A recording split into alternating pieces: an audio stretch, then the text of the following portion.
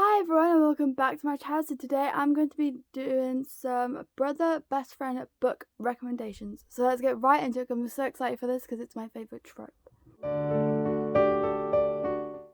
Okay, so what I'll do is I will show you the book, tell you the book, and then I will read the back to you, the description, because I think you'll get a better understanding of everything, and it's just an easier way of doing it for me.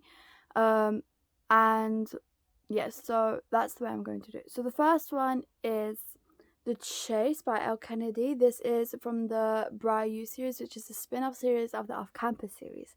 So this is the first book. This is about Colin Fitzgerald and Summer. So Summer, if you don't know, is Dean De Laurentiis's sister, which is from the main person from the school, which I've got right here because I'm currently reading it. Now, just to let you guys know, you don't have to read it in order. You can start off with Briar You series if you want, but I recommend that you do start the Off-Campus series first and you read The Deal, The Mistake, The Score, The Goal, The Legacy, then you read this one, which is the first one of Briar You. So I recommend you do it like that, but if you want, you can just start with The Chase. The whole series you don't even have to read in order. You if I wanted to, which too late now, but if I wanted to, I could start with The Score, then read this one, then read The Deal, but I like to read it in order. So, but that's my personal opinion. You can do whatever you want, but I'm going to read the back of this to you. Everyone says opposites attract, and they must be right because there's no logical reason why I'm so drawn to Colin Fitzgerald. I don't usually go for tattoo-covered video gaming hockey players, nerd jocks who think I'm flighty and superficial. His narrow view of me is the first strike against him. It doesn't help that he's buddy-buddy with my brother, and that his best friend has a crush on me, and that I just moved in with them. Oh, and did I mention we're roommates? I suppose it doesn't matter. Fitzy has made it clear he's not interested in me, even though the sparks between us are liable to burn our house down. I'm not the kind of girl who chases after a man, though, and I'm not about to start. I've got my hands full dealing with a new school, a sleazy professor, and an uncertain future. So if my sexy brooding roomie rises up and realizes what he's missing, he knows where to find me. So yeah, this sounds so good, as you can tell, and I've heard so many good things about this. Now, I'm recommending this because it is Brother's Best Friend, and I know that, but I haven't personally read this. So I am hoping to read it very soon. I'm hoping to read it next year because I'm hoping to, in December, which is obviously now, I'm hoping to finish the Off-Campus series and then next year start this. So I highly recommend that. The next one is Burnout by Coralie June. Now, this, I believe, I could be so wrong about this, but I'm pretty sure this was the first Brother's Best Friend book that I ever read. So that should tell you a lot. Considering now it's one of my favorite tropes. But this is so good. So good. I think I read this in March, April, something like that. And I read the whole thing in 2 days and I did not move once. So, I'm going to read the back to you. Maybe if we met at another time, another life, he could have been mine. Maybe if I were older, maybe if he wasn't my brother's best friend, maybe if he wasn't my teacher. Maybe. Having my dirty little secret living down the hall had me obsessing over an alternate ending, and happily ever afters. I'd never wanted someone so badly. But his hot and cold behaviour was giving me emotional whiplash in the classroom. He practically ignored me, but here, in my brother's loft, it felt like we were a thick rubber band, pulled so tight we'd snap. Falling for Decker Harris made me realise that life wasn't as serendipitous as everyone liked to think. We weren't just a collection of maybes thrust into the world with hope and good intentions. Everything started with a choice, and somewhere between grief and redemption, I chose to make him mine. So, I gave this 5 stars personally, and I highly recommend that you read this. And if you're just getting into the trope, I think this is a good start, because it is also teacher-student, like that's also another trope. So, but the thing is if you don't like the teacher-student trope, you can still read this, because it doesn't quite like fixate on that. Like, I originally brought this book because I thought it was just teacher-student trope, but obviously it's not. So you don't have to worry if you don't like it, because it focuses more on the brother's best friend. Like, you hardly see them in the classroom as like teacher and student, so you don't have to worry about that. But yeah, I recommend that you read this. The next one is Ugly Love by Colleen Hoover. I talk about this book so much. It's ridiculous, but I love Colleen Hoover so much. She is definitely my favorite author. But I gave this 5 stars because this is so good, like so good. This is, I think this was my second one of these books from this trope, so I'm gonna read the back. An unforgettable love story that breaks all the rules. When Tate Collins finds airline pilot Miles Archer passed out in front of her apartment door, it is definitely not love at first sight.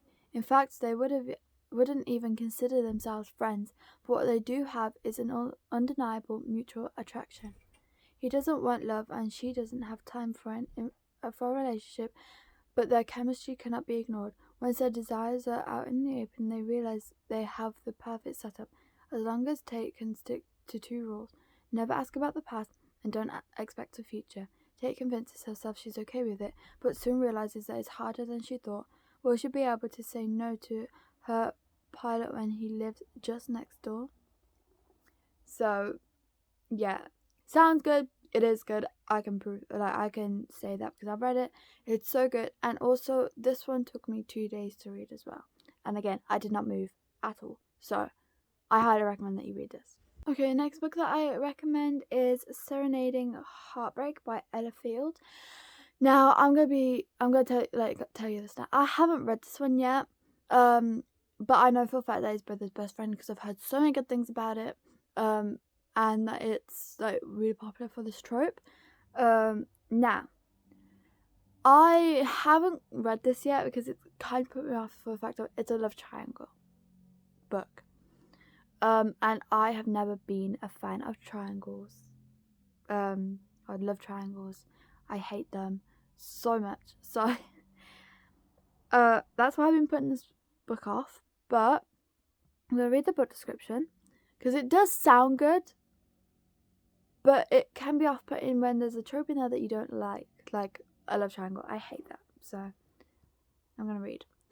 My first love was my brother's best friend, a lead singer in the band, a picture of rugged perfection, and a drunk soulmate who couldn't commit. My second love was an arrogant baseball player, a player in every sense of the word, a smooth-talking, relatable best friend, and a chance at something beautiful and true. The problem was having a first and second love. That would be loving them at the same time. My story isn't some sexy triangle, it's exquisite agony. Fate gave me 2 men to love, but none of us knew which one I could keep. So it sounds good, but it just really puts me off about the love triangle. Now, I haven't even read it. I don't even know the story, but I think I know who I would want her to be with by the sound of this. So, yeah, I recommend that you give that a try. The next book is 99% Mine by Sally Thorne. Now, I read The Hating Game by Sally Thorne, and I haven't read this book yet. 99% Mine, I haven't read this yet, but I did read The Hating Game by Sally Thorne, and let me just tell you that book was so good, so I really want to read this because I'm expected to be so good as well, and I'm hoping to read it very soon. So I'm going to read the description to you, and yeah. Darcy Bennett has undertaken a global survey of men. She's travelled the world and can categorically say that no one measures up to Tom Valesca. whose only flaw is that Darcy's twin brother Jamie saw him first and claimed him forever as his best friend. Despite Darcy's best efforts, Tom's off-limits and loyal to her brother 99%. That's the problem with finding her dream man at age 8 and peaking in her photography career at age 20. Ever since she's had to learn to settle for good enough.